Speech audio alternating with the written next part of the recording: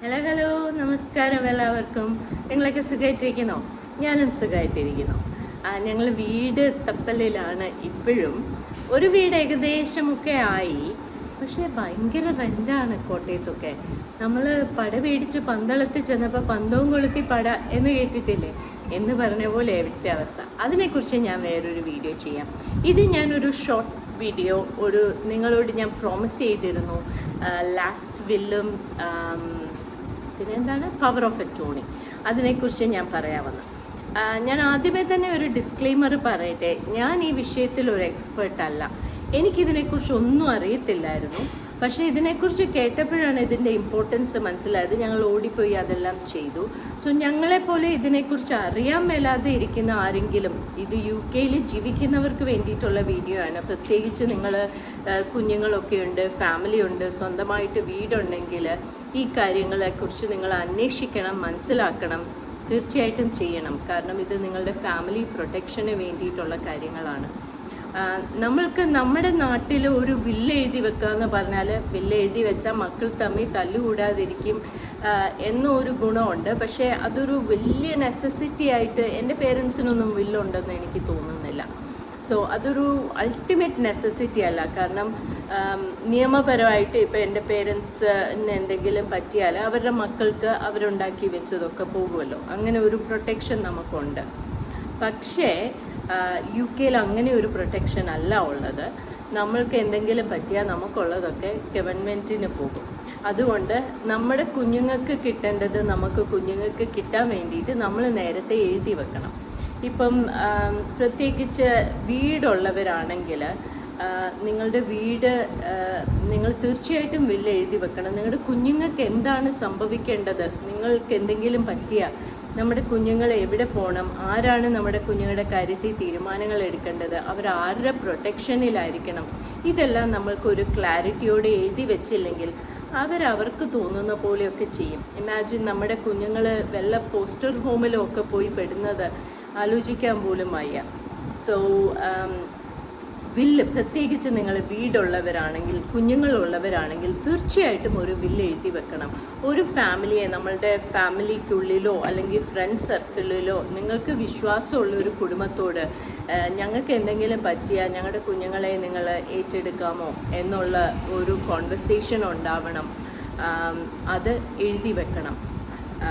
അല്ലാതെ നമ്മുടെ കുഞ്ഞുങ്ങൾക്ക് ഒരു പരിചയമില്ല, സ്ട്രേഞ്ചേഴ്സ് വന്ന് അവരുടെ കാര്യത്തിൽ ഒരു തീരുമാനം എടുക്കുന്നത് ഒരു നല്ല കാര്യമല്ലല്ലോ. So I think it is something that every responsible parent should do in the UK. നമ്മുടെ നാട്ടിൽ അങ്ങനെ ഒരു വലിയ പ്രശ്നമുണ്ടെന്ന് എനിക്ക് തോന്നുന്നില്ല.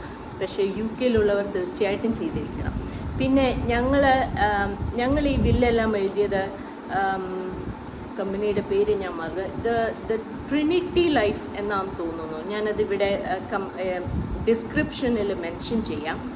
അവരുമായിട്ടാണ് നമ്മൾ 2 സൂം മീറ്റിംഗ് കഴിഞ്ഞിട്ടാണ് നമ്മൾ പേപ്പർ വർക്കിലോട്ട് കയറിയത്. കാരണം ഞങ്ങൾക്ക് ഇതിനെക്കുറിച്ചൊന്നും അറിയത്തില്ലായിരുന്നു. അപ്പോൾ അവർ പറഞ്ഞ ഒരു കാര്യമുണ്ട്. ഇപ്പോൾ സപ്പോസ് ഇപ്പം ഞങ്ങളുടെ വീട് എൻ്റെ ഹസ്ബൻഡിൻ്റെ പേരിലാണ്. കാരണം എനിക്ക് അഫോർഡബിലിറ്റി ടെസ്റ്റ് ഞാൻ പാസ്സായില്ല, എനിക്ക് വരുമാനം ഇല്ലല്ലോ.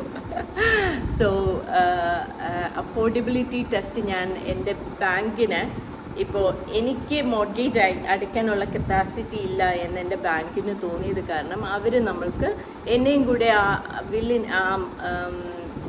വീടിൻ്റെ എന്താ അതിൻ്റെ പേപ്പറിന് പറയുക, വീടിൻ്റെ ആധാരം എന്ന് പറയില്ലേ, ആ സാധനത്തിൽ എൻ്റെയും കൂടെ പേര് ചേർക്കാൻ അവർ സമ്മതിച്ചില്ല. കാരണം എനിക്ക് വരുമാനമില്ലാത്തത് കൊണ്ട്. സോ അതുകൊണ്ട് എൻ്റെ ഹസ്ബൻഡിൻ്റെ പേരിലാണ് വീട് കിടക്കുന്നത്. അപ്പോൾ സപ്പോസ് നാളെ എൻ്റെ ഹസ്ബൻഡിനൊരു അസുഖം വന്ന് കെയർ ഹോമിൽ പോകേണ്ട ഒരവസ്ഥ വന്നാൽ നമ്മളുടെ വീട് വിറ്റ് ആ പൈസ മുഴുവൻ കെയർ ഹോമിൻ്റെ ചിലവിനായിട്ട് അവരെടുക്കും. സോ അപ്പം നമ്മൾക്ക് വീട്ടിൽ താമസിക്കുന്ന എനിക്കും കുഞ്ഞുങ്ങൾക്കും എന്ത് സംഭവിക്കും? നമ്മൾ ഹോംലെസ് ആയി പോകും. UK അവസ്ഥയല്ലേ, they don't care much. So എന്നാൽ എനിക്ക് തോന്നുന്ന കേട്ടോ, എനിക്ക് അത്രയ്ക്ക് അറിയത്തില്ല അവർ കെയർ ചെയ്യുമോയെന്ന്. സോ അങ്ങനെ ഒരു അവസ്ഥ വരാതിരിക്കാൻ വേണ്ടിയിട്ട് നമ്മളുടെ വീട് ഒരു ട്രസ്റ്റിലോട്ട് മാറ്റി. ആ ട്രസ്റ്റിൻ്റെ മെമ്പേഴ്സായിട്ട് എന്നെയും, ഞങ്ങൾക്ക് പ്രായപൂർത്തിയായ 2 മക്കളുണ്ട്. സോ അവരെയും ഒക്കെ ആഡ് ചെയ്ത് ഇതൊരു ട്രസ്റ്റാക്കി. അപ്പോൾ ട്രസ്റ്റ് ആക്കുന്നതിലുള്ള ലിമിറ്റേഷൻ എന്താണെന്ന് വെച്ച് കഴിഞ്ഞാൽ ഇനിയിപ്പോൾ ആ വീടിനെ കുറിച്ചൊരു തീരുമാനം എടുക്കണമെങ്കിൽ നമ്മൾ ട്രസ്റ്റ് മെമ്പേഴ്സ് എല്ലാവരും എഗ്രി ചെയ്യണം. പക്ഷേ എനിക്ക് സോഫാർ എൻ്റെ മക്കളുടെ കൂടെ അങ്ങനെ ഒരു ഇഷ്യൂസ് ഒന്നും ഇല്ലാത്തതുകൊണ്ട് I am quite happy to do that. So അതുകൊണ്ട് നമ്മളത് ട്രസ്റ്റിലോട്ടാക്കി മാറ്റി. So the first thing is will എഴുതി വെക്കുക. നമ്മൾക്ക് എന്തെങ്കിലും സംഭവിച്ചാൽ നമ്മുടെ വീടിന് നമ്മുടെ കുഞ്ഞുങ്ങൾക്ക് എന്ത് സംഭവിക്കണം എന്നുള്ള തീരുമാനം നമ്മൾ എഴുതി വെക്കുക. Second thing is power of attorney. For example ഇപ്പം ഞങ്ങൾ ജോയിൻ്റ് അക്കൗണ്ടിൽ ഫങ്ഷൻ ചെയ്യുന്നവരാണ്. എൻ്റെ ഹസ്ബൻഡാണ് എൻ്റെ ഫാമിലിയുടെ ബ്രെഡ് വിന്നർ. സോ അദ്ദേഹത്തിന് തീരുമാനങ്ങൾ എടുക്കാനുള്ള കപ്പാസിറ്റി നഷ്ടപ്പെട്ടു എന്ന് ഒരു ഡോക്ടർക്ക് തോന്നിയാൽ, അതെനിക്ക് തോന്നണമെന്നില്ല, പുള്ളിക്ക് തോന്നണമെന്നില്ല, ഡോക്ടർക്ക് തോന്നിയാൽ ഇമ്മീഡിയറ്റ്ലി നമ്മുടെ അക്കൗണ്ട്സ് ഫ്രീസ് ചെയ്യും. പിന്നെ നമുക്ക് മോർഗേജ് അടയ്ക്കാനോ ബിൽസ് അടയ്ക്കാനോ ഒന്നും നമ്മളുടെ കൈ കെട്ടിയ പോലെ ആയിപ്പോവും, ഒന്നും ചെയ്യാൻ പറ്റത്തില്ല. സോ പവർ ഓഫ് അറ്റോർണി, അദ്ദേഹത്തിന് അങ്ങനെ ഒരു സിറ്റുവേഷൻ ഉണ്ടായാൽ എനിക്ക് ഓൺ ബിഹാഫ് ഓഫ് ഹിം തീരുമാനങ്ങൾ എടുക്കാനുള്ള പവർ, ഓത്തറൈസേഷൻ, അതും ചെയ്തു വെക്കേണ്ടതാണ്. ഇതിനെക്കുറിച്ച് എനിക്ക് അങ്ങനെ വലിയ ഡീറ്റെയിൽഡ് ആയിട്ടൊന്നും പറഞ്ഞു തരാൻ അറിയാൻ മേലാത്തതുകൊണ്ട് ഞാൻ കൂടുതലൊന്നും പറയുന്നില്ല. പക്ഷേ നിങ്ങൾ ബില്ല് എഴുതിയിട്ടില്ല എങ്കിൽ, നിങ്ങൾ പവർ ഓഫ് അറ്റോർണി എഴുതി വെച്ചിട്ടില്ല എങ്കിൽ നിങ്ങൾ തീർച്ചയായിട്ടും അതിനെക്കുറിച്ച് കൂടുതൽ അന്വേഷിക്കണം. അതിന് വേണ്ടിയിട്ട് ടൈം എടുക്കണം. കാരണം it is very very important. ഞങ്ങൾ ഇത്രയും വർഷങ്ങൾ കഴിഞ്ഞിട്ടാണ് ഞങ്ങൾക്ക് ആ ഒരു ബില്ല് എഴുതണം എന്നൊക്കെ ഞങ്ങൾക്ക് പലപ്പോഴും തോന്നിയിരുന്നു. പക്ഷേ അത്രയ്ക്ക് അങ്ങോട്ട് അതിനെക്കുറിച്ച് അറിയാൻ മേലാത്തതുകൊണ്ട് അത്ര സീരിയസ് ആയിട്ട് തോന്നിയിട്ടില്ല. സോ ഈ വീഡിയോ കാണുന്ന ആരെങ്കിലും UK ജീവിക്കുന്നവർ, കുടുംബമായിട്ട് ജീവിക്കുന്നവർ, സ്വന്തമായിട്ട് വീടുള്ളവരാണെങ്കിൽ തീർച്ചയായിട്ടും stop, take a break, look into it and do what you need to do. So that നാളെ നമുക്ക് സമാധാനത്തോടെ കിടന്ന് ഉറങ്ങാമല്ലോ. അതുകൊണ്ടാണ് കേട്ടോ. സോ എനിക്ക് വേറെ കൂടുതലൊന്നും പറയാനില്ല. ഈ വിഷയത്തെക്കുറിച്ച് നിങ്ങൾ തന്നെ തപ്പി കണ്ടുപിടിച്ച് ചെയ്യേണ്ടത് ചെയ്യുക. അപ്പോൾ എല്ലാവർക്കും have a good day whatever you're doing. God bless you all.